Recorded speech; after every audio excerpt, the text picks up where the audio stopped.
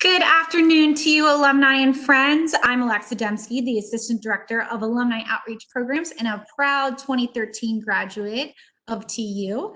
Thank you for joining us for today's webinar on real estate in a time of social distancing. Joining me today from the TU Alumni Relations team to help with this presentation is Steve Rosenfeld, Director of Alumni Communication and Recognition. Before we begin the presentation, I want to share a few housekeeping notes. Attendees will remain muted throughout this webinar. If you have any questions, please use the chat function in your window and direct your questions to all participants. We will be monitoring the questions throughout the session, and our presenter will answer questions both throughout and at the end of the presentation. Please note the session will be recorded and shared with attendees in the coming weeks. I'd now like to introduce our presenter, Gersha Porter. Gersha received her Master's of Science in Human Resource Development from TU in 1991. She's also a proud member of the Towson Black Alumni Alliance. As an associate broker at Porter Premier Homes of Cummings & Company, Gersha provides guidance for buyers and sellers by giving them key strategies to unlock resources to buy their dream home or sell their current property. Gersha leverages her almost 2 decades in the Baltimore real estate market as a CEO of Porter Premier Homes, helping buyers and sellers achieve their goals. She's a skilled negotiator, pricing strategist, communicator, marketer, mentor, and coach. Thank you, Gersha, for leading today's presentation. Thank you, Alexis, and thank you, Stephen, for inviting me. Today, I'm excited to come before the Towson University alumni community to talk about real estate in a time of social distancing. So, as Alexis mentioned, I'm going to take a couple of breaks throughout the presentation to answer any questions that might be in the chat. And I'll also leave some time at the end to answer questions as well. So once again, welcome, welcome. Today we're going to talk about what's happening in Maryland real estate, what's in store for buyers, eliminating the fears for sellers, and how if you would like some advice, you can reach out to me with our special COVID call, a 30-minute call to discuss with you your buying or selling plans and how we might be able to help you. Now, a little bit more about me. This is my family. So we are TU proud. 2 of the individuals on the picture are Towson alums. So yes, I received my master's in human resources in 1991 from Towson University. And my husband received his undergraduate degree in 1987 from Towson University. And today we have a rising senior, top right, my son, who is going to be entering his last year at Towson University. So we are TU together in many different ways. So thank you so much once again for giving me the opportunity to give back to the university that gave so much to me while I was there.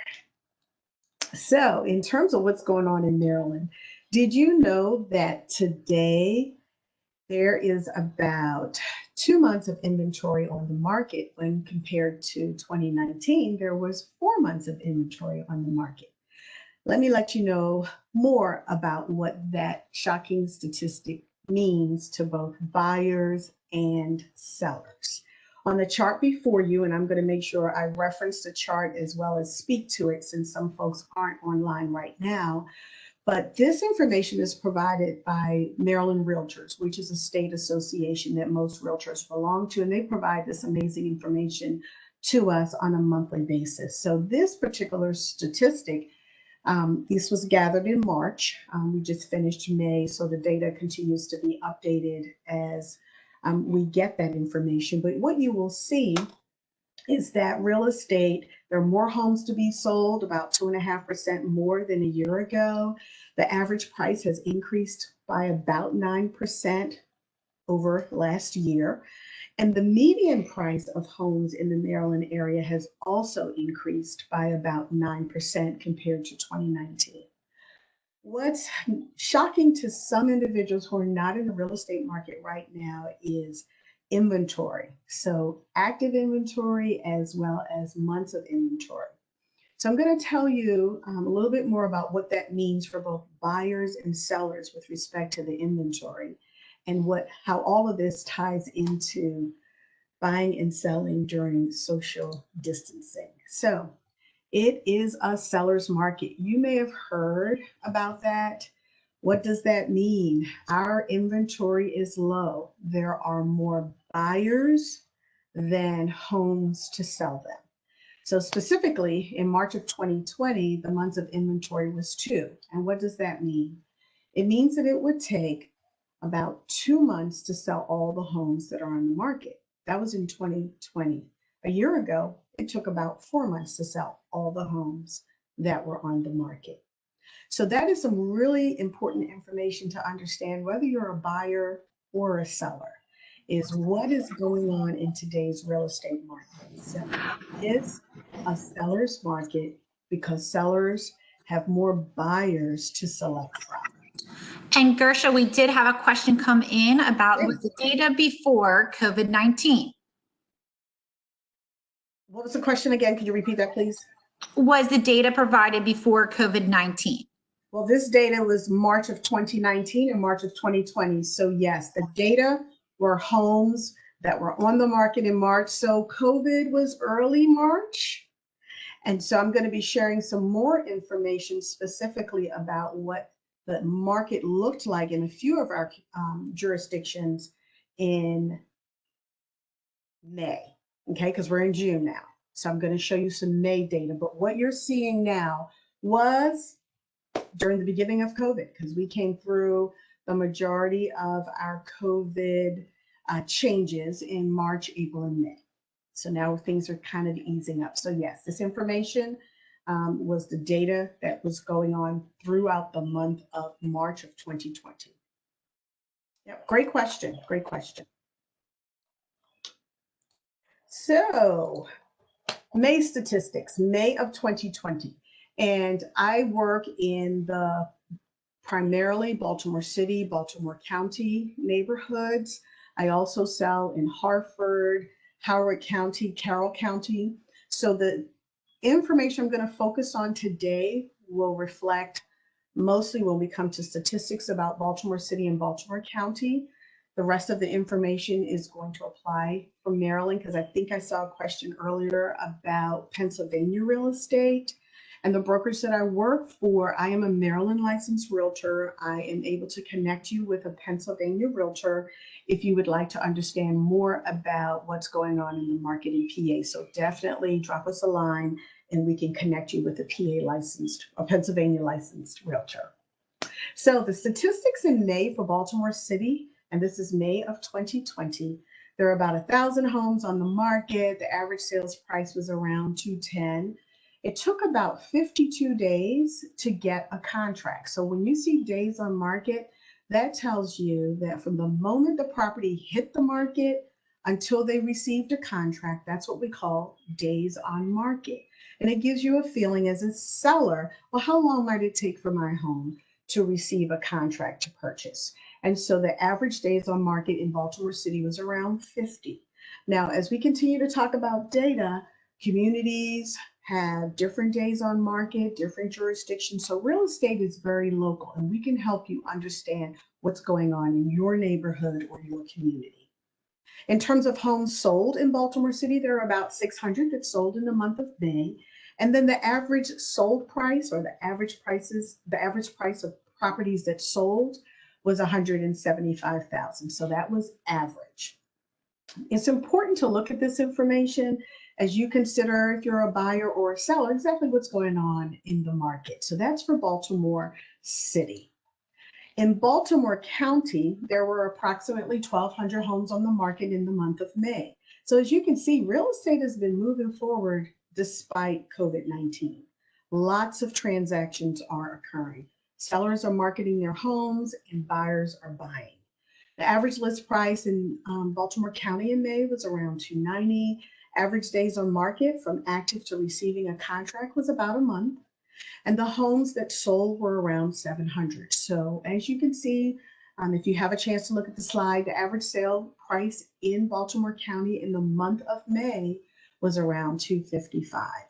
So with that information in mind, you can understand and you could see for yourself that real estate has been moving, and we are really excited as a part of the real estate community that we were considered essential And we were able to sell, we were able to show our buyers properties, we were able to help our sellers get their homes on the market to move the home ownership forward as well as to keep the economy moving. So it's really been a blessing for many of us in this field to be considered essential. So you may say to yourself, well, why are there so many buyers that makes this a seller market? Well, the number one reason that there's so many buyers in the market is the interest rate. You've heard about it. You've seen it in the news. You've seen some local information. You've talked to your friends. The interest rates have been historically low. They've been running between 3 and 4%. And to my understanding, I've been in business only about 20 years, but those types of interest rates have not been seen for over 30 years. Because of that interest rates, buyers are taking advantage of the low interest rate. So they're getting out there and they're purchasing homes. The second reason why there's so many buyers is that unemployment is low. Many of us have moved to work from home. Many have had altered work schedules, or just a variety of things have been going on, but unemployment is still low. I just spoke with 2 individuals last week who were laid off or furloughed during COVID-19 and have landed positions. One got a $20,000 raise. So employment is still moving. Folks are getting jobs. Folks are getting raises and increases. And so it's giving the buyer community a sense of comfort to move forward and purchase a home. The number 3 reason why there are so many buyers is because prices are rising slowly. Some of you might recall there was a period of time where prices were bumping $5,000, $10,000 every couple of weeks. The prices here in the Maryland area, they've been pretty stable. They're rising, but they're rising slowly. And that gives buyers the confidence to get out there and purchase a home. So that is what we would call the top 3 reasons why there's so many buyers on the market today. I'm going to take a quick moment and see if we have any questions, Alexa. Yes, we do. One question that came in, Gersha, was, is it true that vacant homes are selling faster than occupied homes with respect to COVID and distancing? Couple of reasons why it seems that way. When a home is vacant, pre-COVID or not, it's easier to make an appointment. So when a home is on the market, we have to schedule an appointment to show it. When a home is vacant, those appointments come back right away. Confirmed, confirmed, confirmed. When a home is occupied, the sellers must approve that appointment. They have to look at their schedule, who's at the house, when they could leave, when they may be able to move the pets. So oftentimes it's not a quick confirmation. And if you're working with the buyer, as oftentimes I work with buyers and sellers, if I'm working with a buyer and they've told me they'd like to take a look at 4 homes, the appointments that we get to nail down the quickest tend to rise to the top. And it's just a matter of being able to confirm those vacant appointments quicker. It doesn't mean that the house is going to sell faster. It just means that the buyer can get in typically quicker. So I answered the question.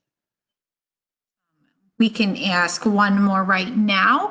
Yes. Does Baltimore City still have dollar days for vacant row homes? Those have not been officially relaunched again. I do remember those, and I'm sure folks do too. And if the audience isn't clear, that was a period of time in which Baltimore City sold vacant homes for $1. There were stipulations around purchasing those homes.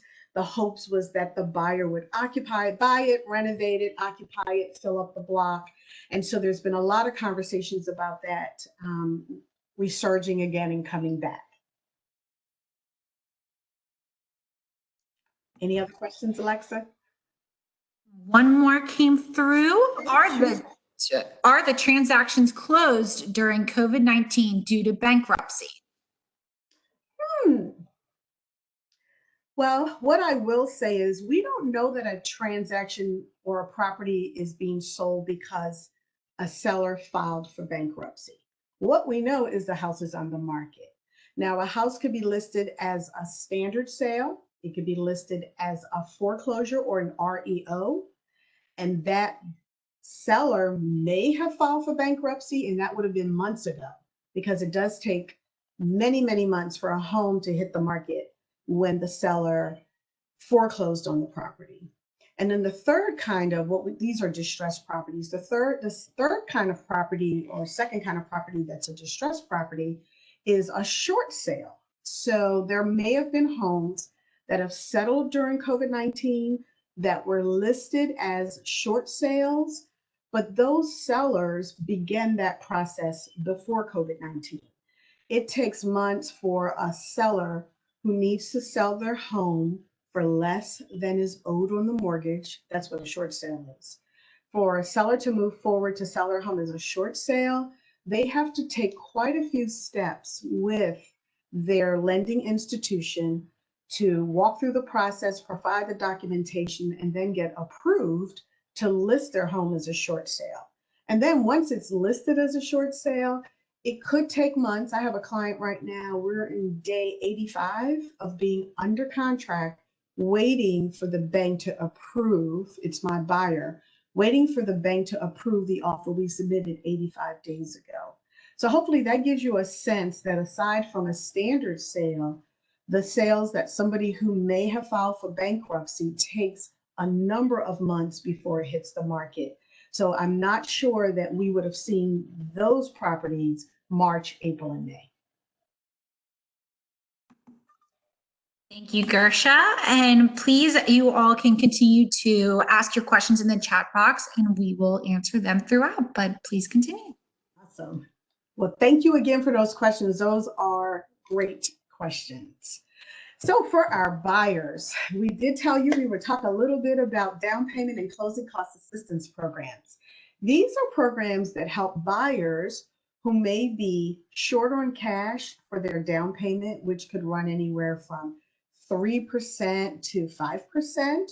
They may not have all the cash that's required for their down payment, so they may need some assistance with that. And there are programs in place. Those of you who've purchased before, you know that there's also closing cost. Or if you're a buyer and you've already been pre-approved for a mortgage, your lender told you this is what you're going to need for your down payment, and this is what you're going to need for closing cost.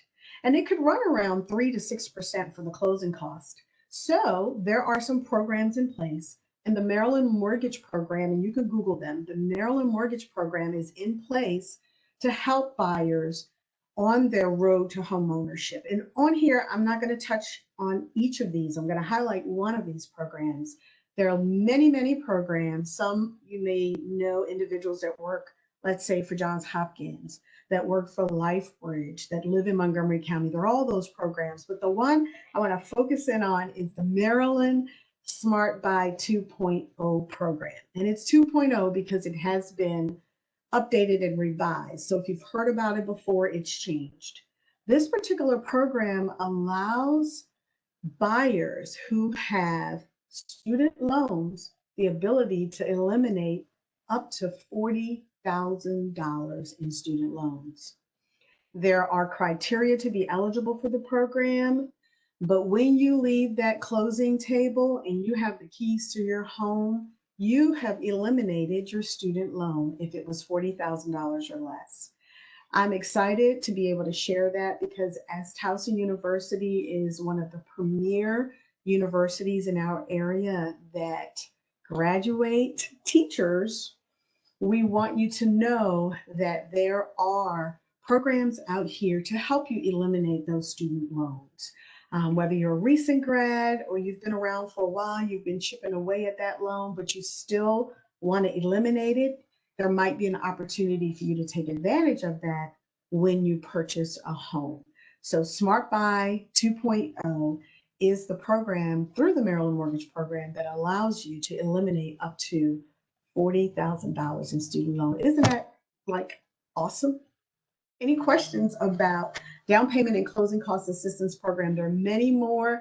I have another document if you're interested in seeing what they may be. Typically, we work very closely with our lender partners so that they can qualify you for the different down payment and closing cost assistance programs that you might be able to qualify for.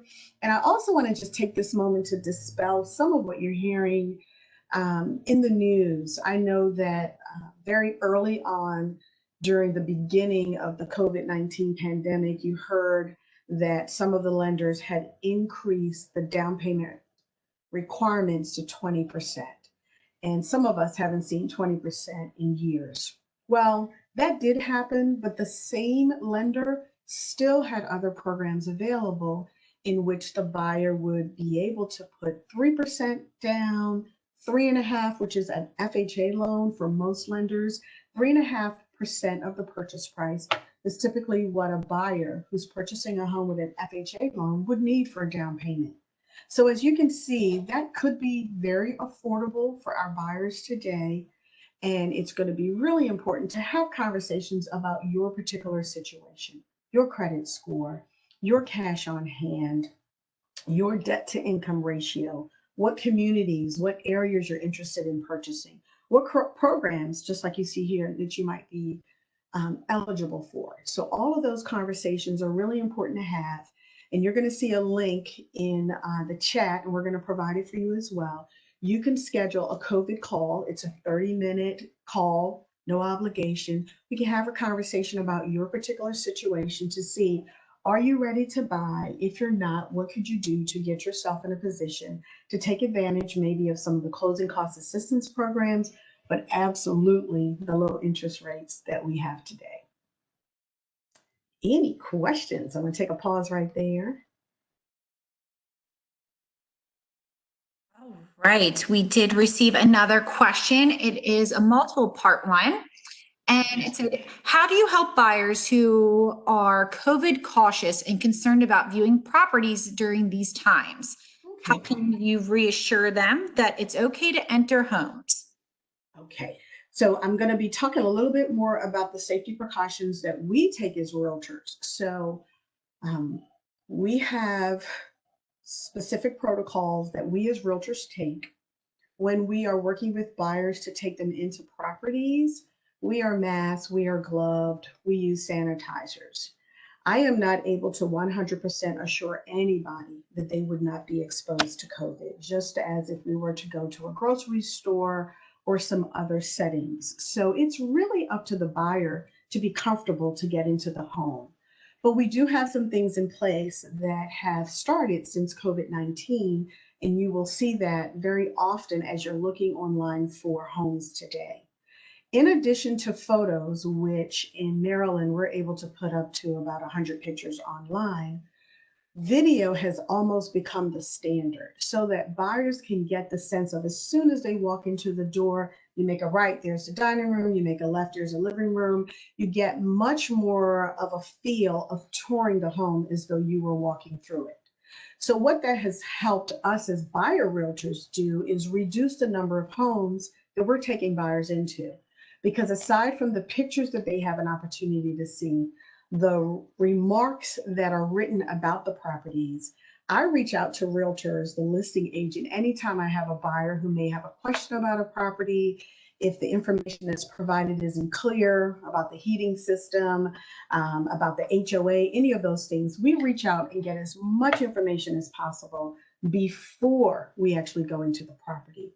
So what we are doing is we're reducing the likelihood that you'll be going into some properties that may or may not have COVID, but you're reducing your exposure by reducing the number of tours.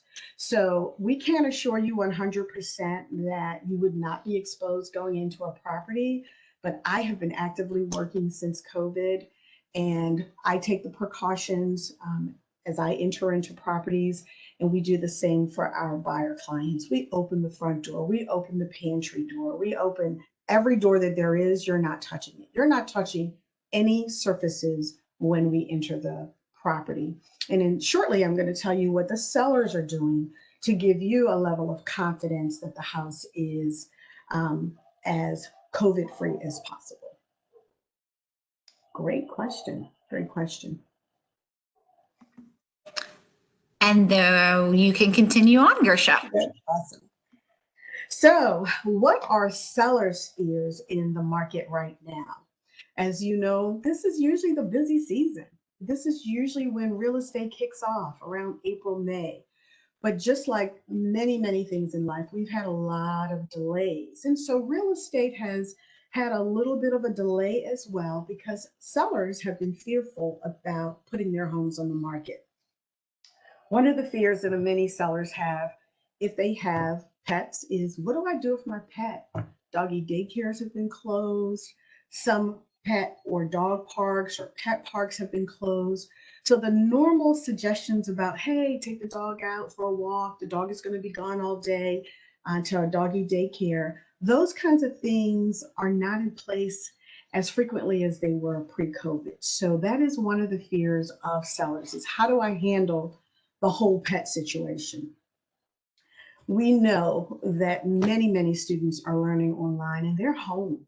School isn't over yet for many jurisdictions in terms of high school under.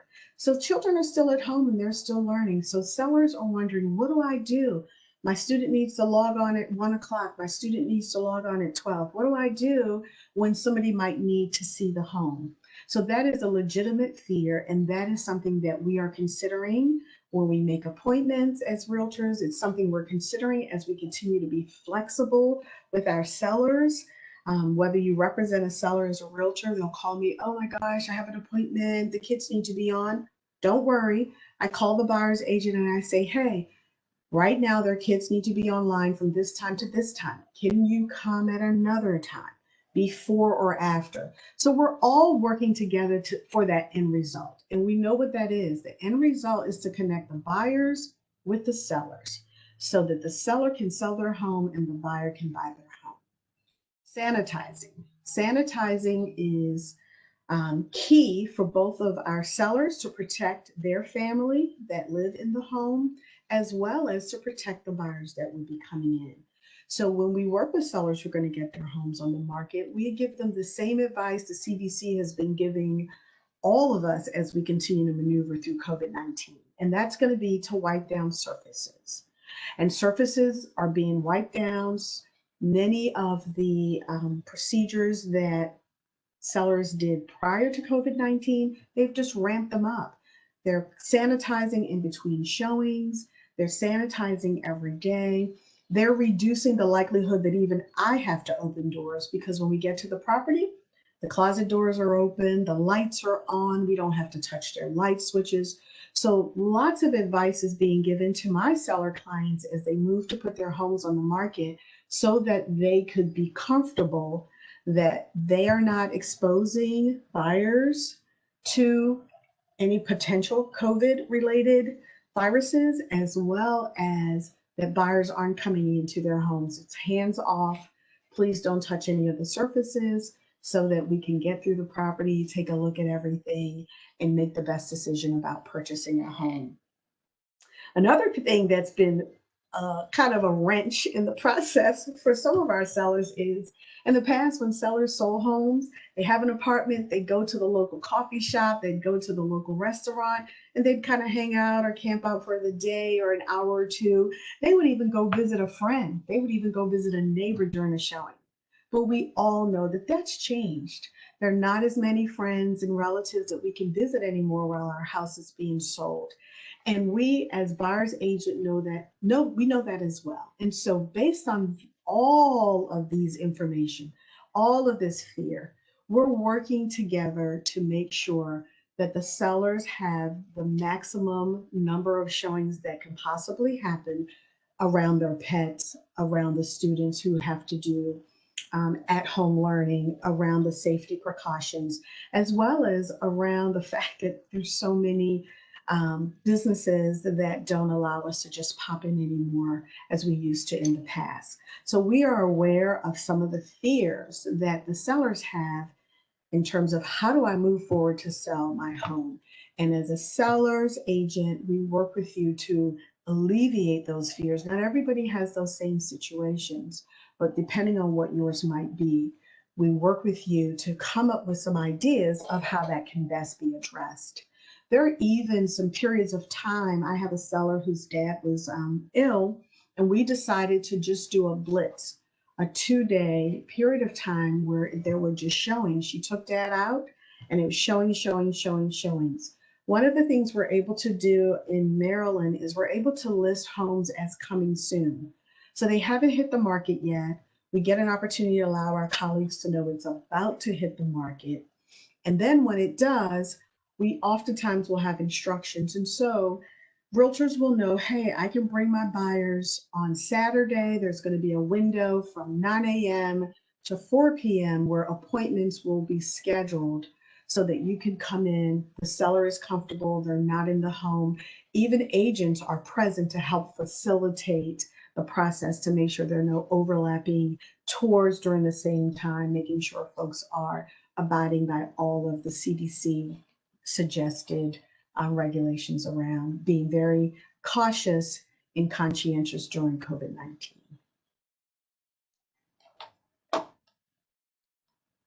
So there are 3 top reasons why sellers should sell now despite COVID-19 and despite social distancing. Once again, those interest rates, they are expected to remain low. I don't have a crystal ball. You can ask many economists, many loan officers. We all wish we knew when they were going to spike again. We don't. But what we can look at is the history. So since the interest rates maybe third, fourth quarter of 2019 reduced to between 3 and 4%, it's been pretty stable. So it is expected to remain low. And that is the #1 reason why sellers should sell now. Another reason is if you have a starter home, there are lots of buyers who are interested in purchasing those. And you might say to yourself, well, what's a starter home? A starter home could be a 1 to 2 bedroom condominium. You might be ready to move on to a larger home. That would be a great home for somebody who's looking to buy for the first time. Another type of starter home could be a townhouse that has 2 or maybe 3 bedrooms. You've lived in that home for some time. It did you well for that period of your life, but now you're ready to move on to something that's a little bigger. There are buyers here today that are looking for those starter homes. So if you're in the category that you have a starter home, this is an awesome time to sell now. And then the last one, we talked about this before, but inventory is low. What does that mean? I have been taking buyers out pre-COVID, and then it really picked up around COVID.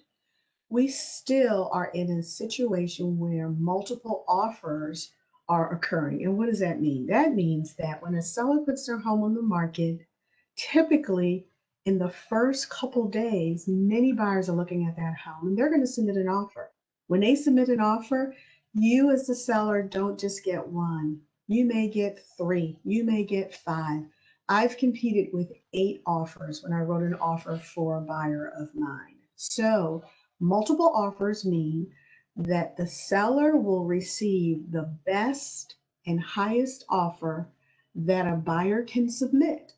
And they have choices. Will I take offer 1, 2, or 3? And sometimes there are many more. They're working with their seller realtor. That realtor will give them advice. They're going to show them the pros and the cons of every offer because it's not always about price. But the seller will understand how the different offers will benefit them, and with the advice of their realtor, they're going to make the best decision for themselves and for their families. So that's one of the things we're seeing with the low inventory are multiple offers. Any questions, Alexa? Yes, we just had one come in.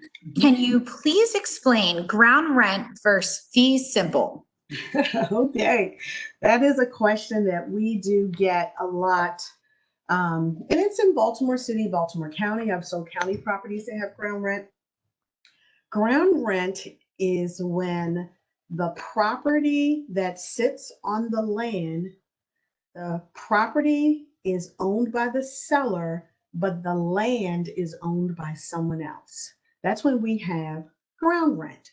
Fee simple is when the land and the improvement on the land, which is the house, is owned by the same person. When a home is listed, you might notice there will be a little section that will say fee simple or ground rent. So as a seller's agent, when we list a property, we disclose that up front, that it's ground rent or fee simple. And thankfully, about 4 years ago, a law was put into place in which during the time when you purchase a home now, you can redeem the ground rent. So just to give you an example, ground rent might be $180 a year. You pay $90 twice a year. It's not a really big figure. You may pay $45 twice a year. So your ground rent might be $90 a year. They're not really, really large figures. And so there is a formula. Our title companies work with us to calculate that. And when you purchase the home, you may choose to redeem the ground so that you are now in a situation where your property is fee simple. You as the owner own the ground and the improvement on the ground, which is the house. So we can look up properties and let you know if they are fee simple or ground rent. And if they are, we can tell you how much that ground rent might be. And the payments are usually twice a year, pretty small amount, somewhere between $25 and maybe $110 twice a year. So they're not significant at all, but you can choose to redeem that ground when you move forward to purchase your property. Any other questions?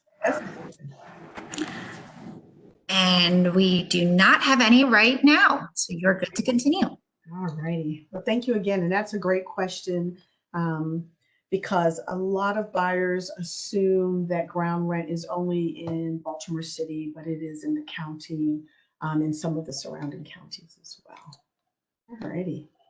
So sellers, and I answered or addressed a little bit of this earlier, but sellers are constantly wondering, what do I do?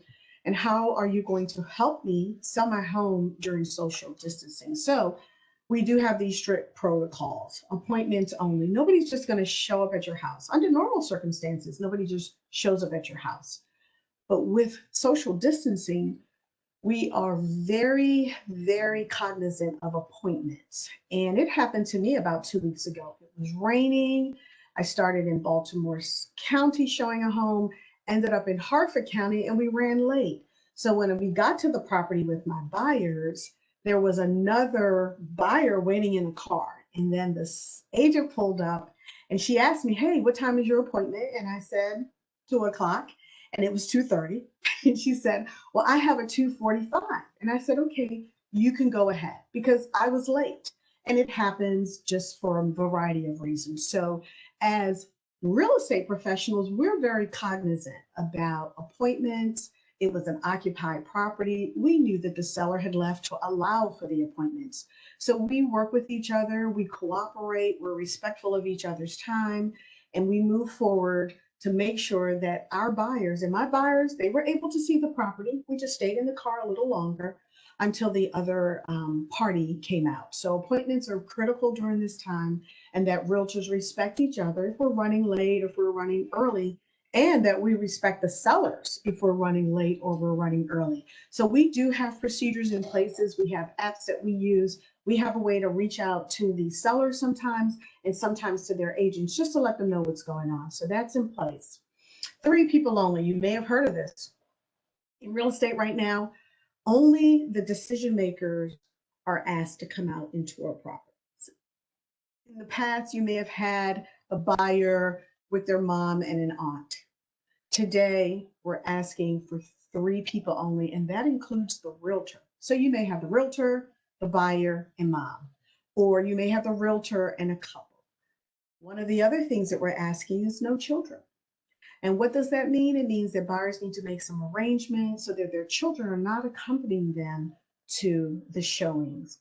You know how hard it is to keep kids off of furniture, to keep kids from touching other people's belonging, and don't let them go into a house with toys. It is so hard to prevent the buyer children from homing in on those toys and just wanting to run over there. So we're asking that no children come to the showings, and we're asking that only the decision makers come out when we're doing tours. And the last piece is we're following those CDC guidelines as well. We're wearing masks, we're wearing gloves, we're using sanitizers, we're using wipes. We're opening all the doors for all of our clients, whether it's a pantry door, whether it's a cabinet door, whether it's a closet door, whether it's the slider to go out to the backyard.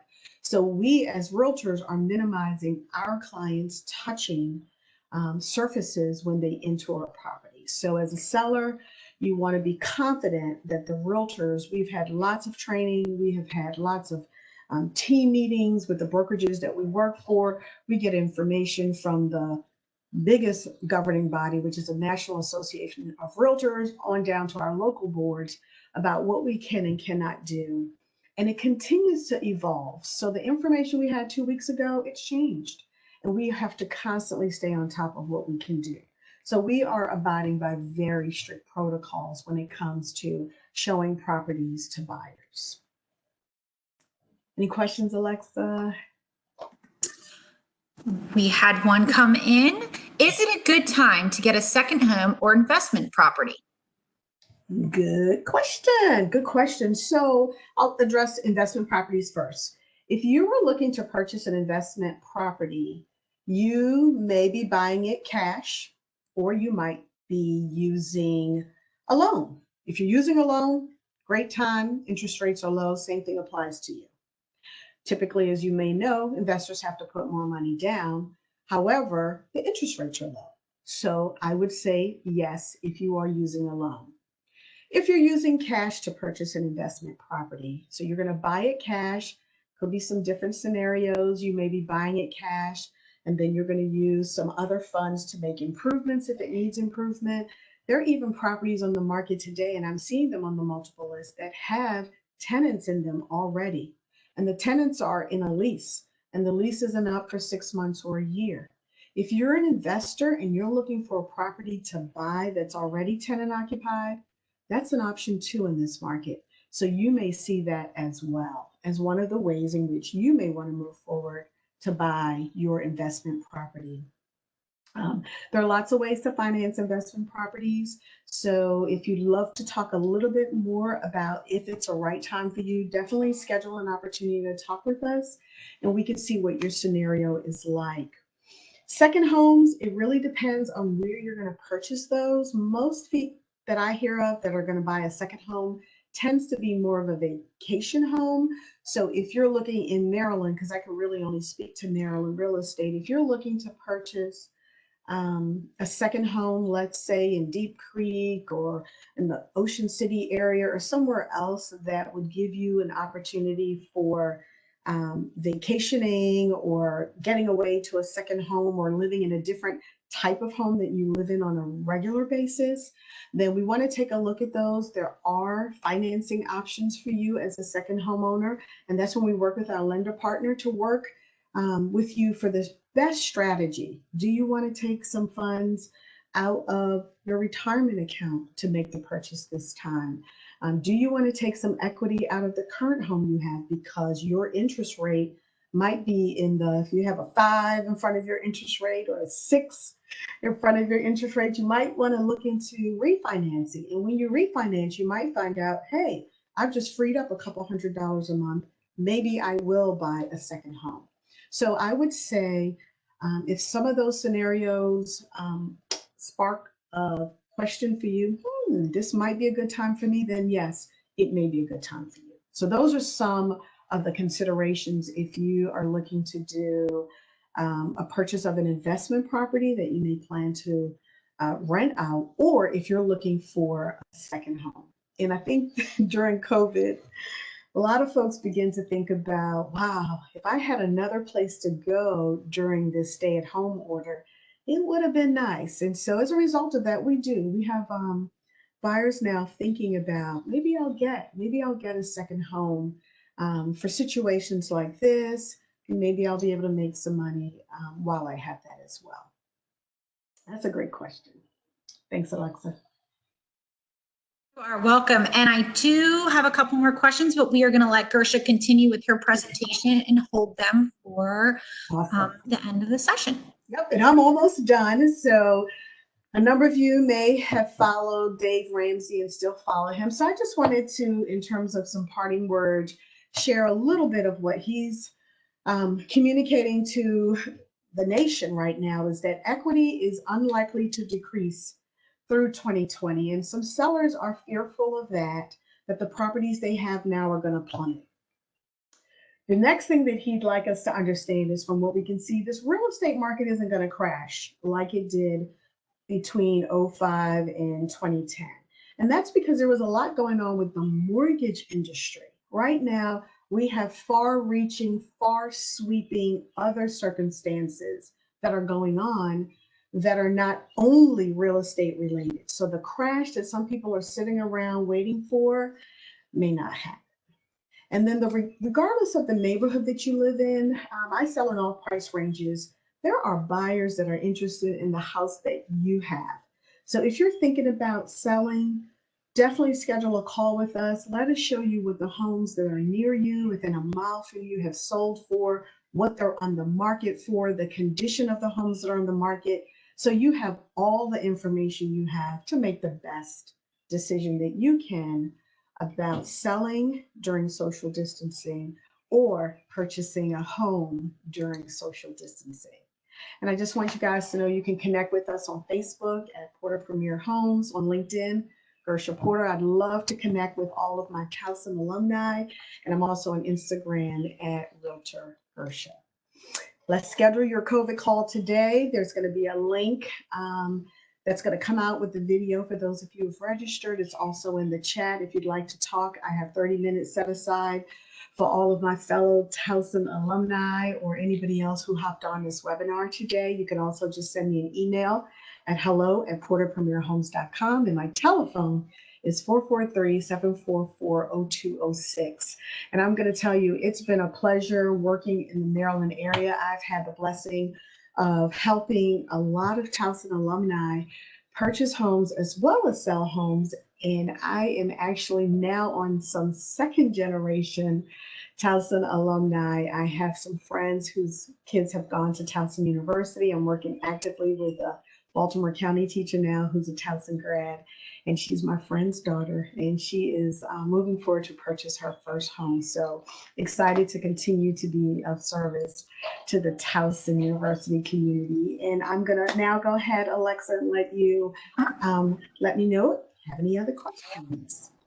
Yes.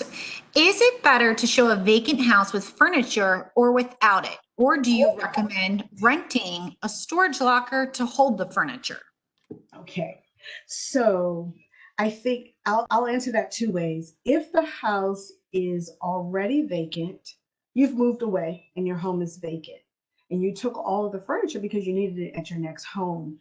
One of the things that I like to oftentimes recommend is staging. I have partnerships with a stager, and what they will do is traditionally stage the major portions of the house: living room, dining room, kitchen, and the master bedroom, and they throw some things in the bathroom.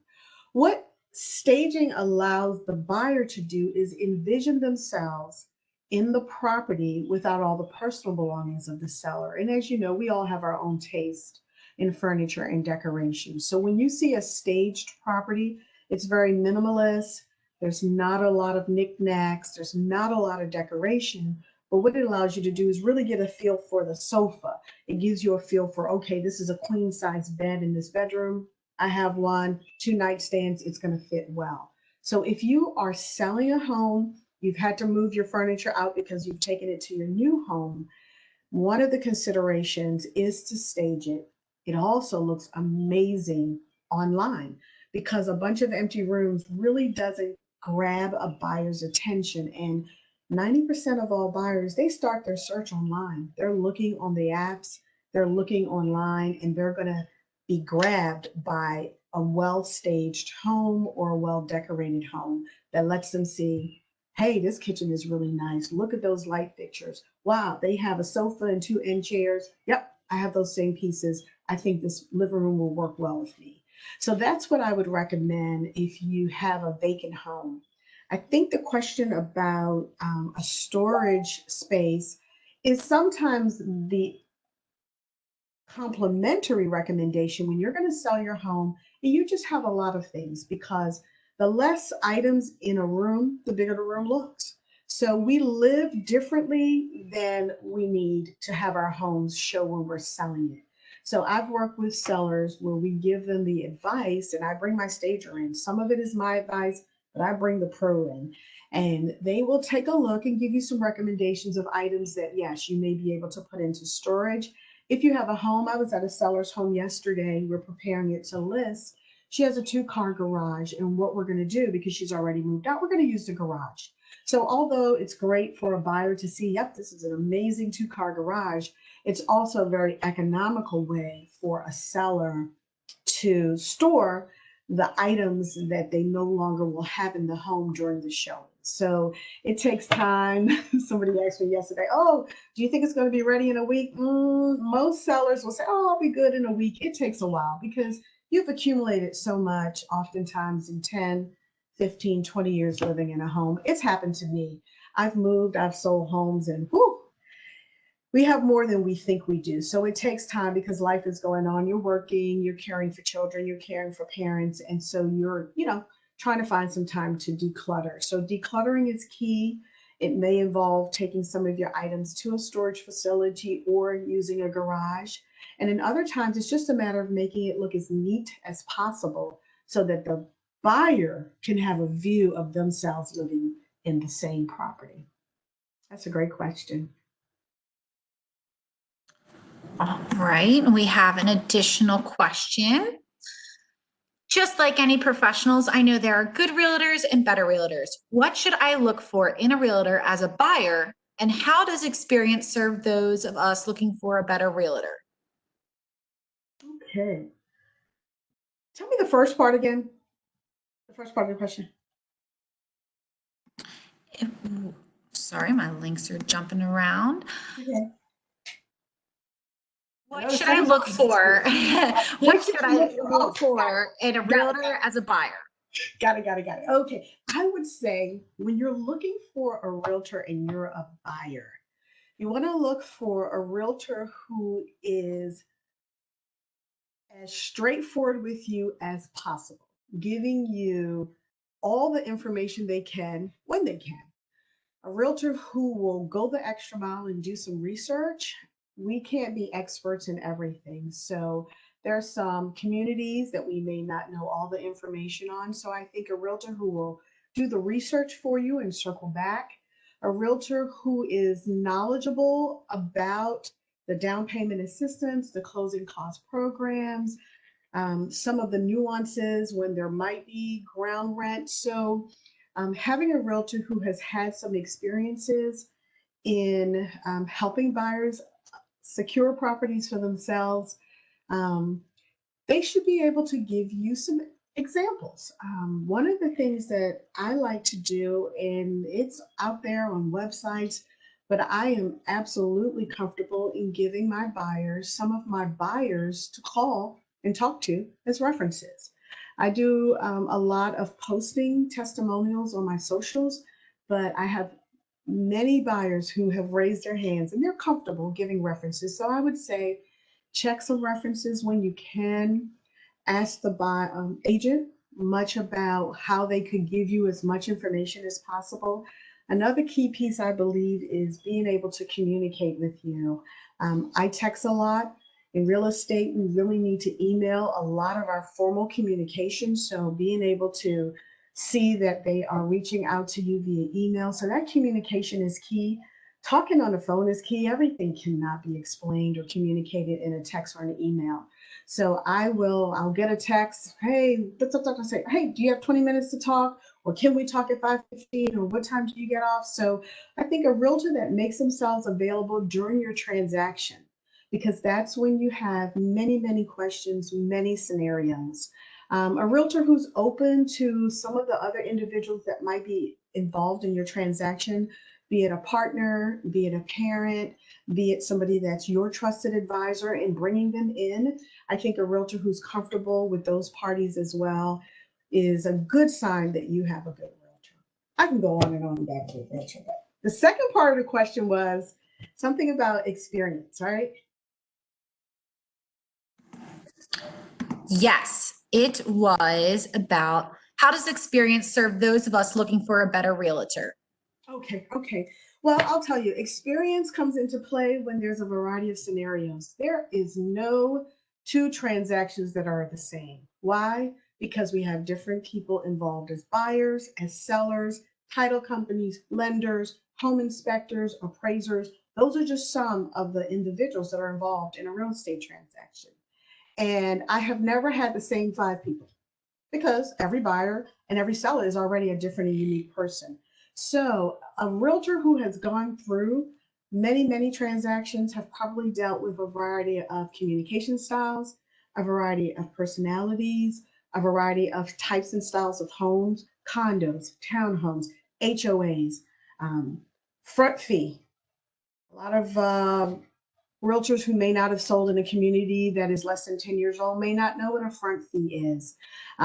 Water view property. There's just, based on your experiences, you begin to learn more and more. I am a forever student, so I'm hopping on webinars. We have sales meetings once a month. All of those training and learning opportunities help a realtor bring that to you when they work with you on your particular transaction. So the longer you're in the business and the more transactions you do, because there are some realtors who've been in the business 5 years, they've done lots and lots of transactions. And those transactions are what equip you to be more qualified and experienced to help the next buyer and more comfortable with it. So I think that's how experience can help you when you make a selection about the next realtor you work with to help you buy or sell your home. Great. This is a great question. Should we actually begin looking online on apps, as you said before, getting together with a realtor or agent? For example, would you recommend just trusting in the realtor to find some options based on our specs or doing research ahead of time? I am a firm believer in doing research ahead of time. We are in the information age. When I start working with buyers, I say, how many apps do you have on your phone? And one of the first things I tell them is, you can keep one of those in mind because most buyers already are looking for a home before they connect with a realtor, and they get alerts. It just gets overwhelming because there's so much information.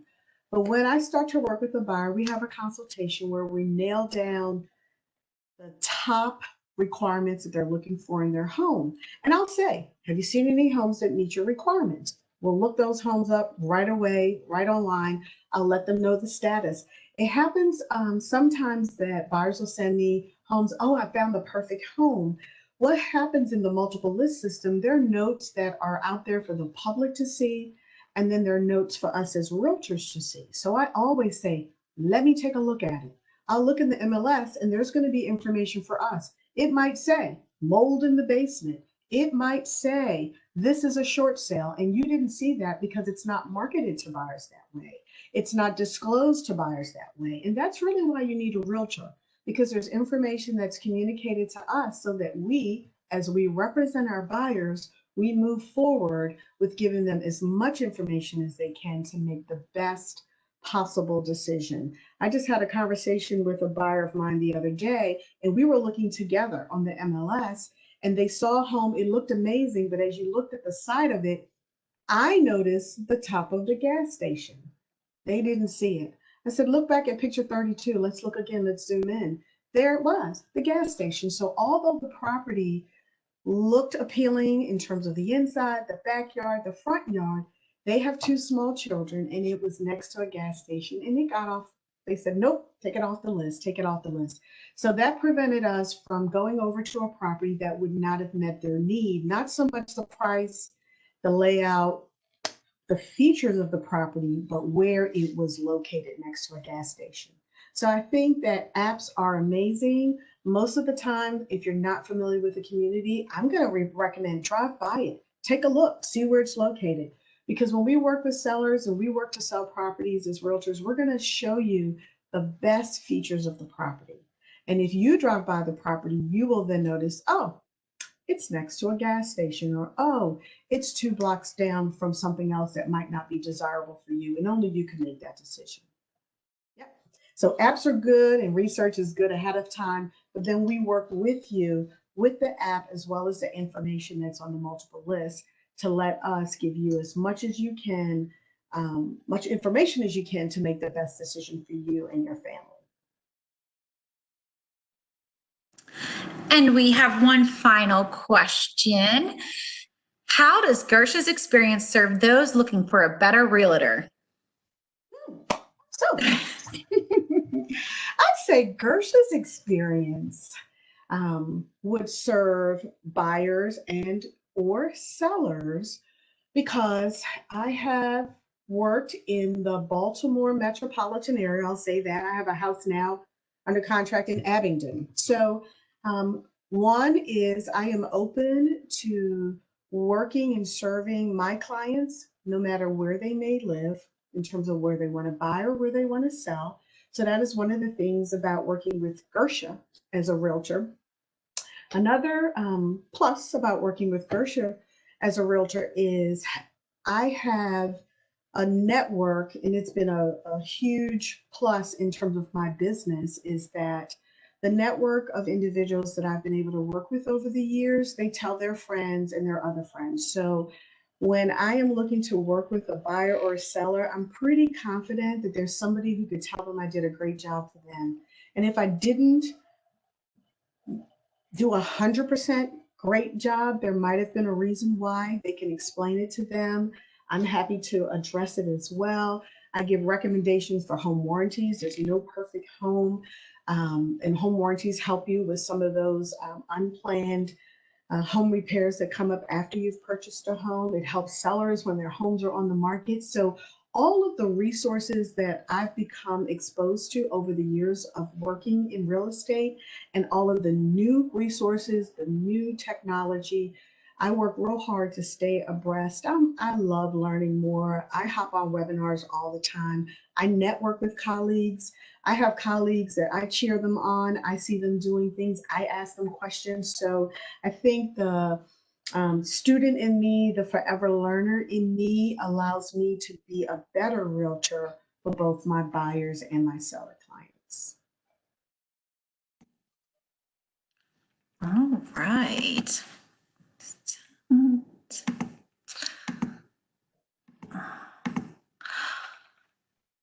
Make sure my screen is back If we missed up. anything, we'll make sure to get back to you guys and give that to you. And this concludes our webinar on real estate in a time of social distancing. Thank you, Gersha, so much for leading today's presentation. The recorded session will be available in the coming weeks on social media channels and will be emailed to all participants along with Gersha's contact information and resource links that she mentioned in today's presentation. Make sure you follow the TU Alumni Association on social media and on our alumni community, Tiger Connect. These details are posted on your screen. We hope you can join us for another one of our live events and webinars. You can learn more about our upcoming events at alumni.towson.edu. Next Thursday, we are hosting a webinar on investment planning strategies with TU alumnus Jason Eldison, a private wealth advisor and executive director at Verdance Capital Advisors. Thank you, and we hope to see you next time.